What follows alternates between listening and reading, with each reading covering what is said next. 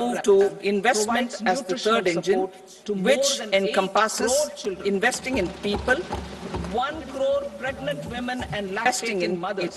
नवाचारमध्ये गुंतवणूक, And about 20 lakh लोकांमध्ये सक्षम अंगणवाडी आणि the northeast region.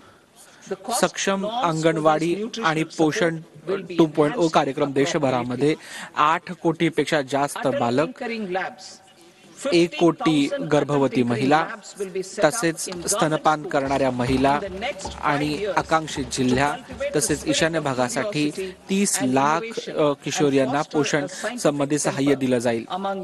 या पोषण संबंधी सहाय्यासाठी खर्चामध्ये नक्की वाढ केली जाईल.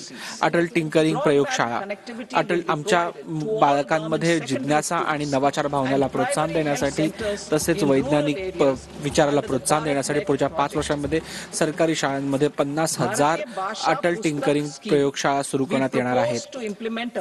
सरकारी शाळा आणि आरोग्य क्षेत्रामध्ये ब्रॉडबँड कनेक्टिव्हिटी, भारतामध्ये ग्रामीण क्षेत्रामध्ये शाळा आणि प्राथमिक शाळांमध्ये सुविधा प्रदान केली जाईल.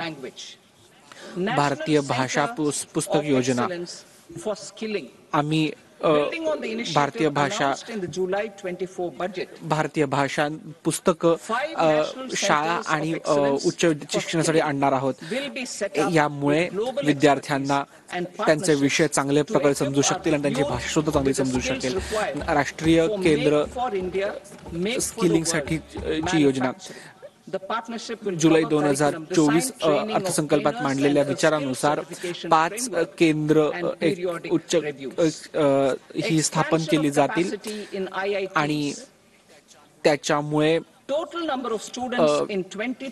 कौशल्य विकासासाठी बरेच चांगले प्रयत्न आपल्याला करता येतील. ही पार्टनरशिप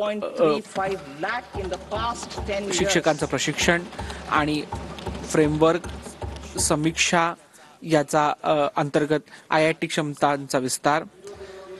आतापर्यंत 23 IITमध्ये विद्यार्थ्यांची एकूण संख्यांमध्ये 100% वाढ झाली आहे.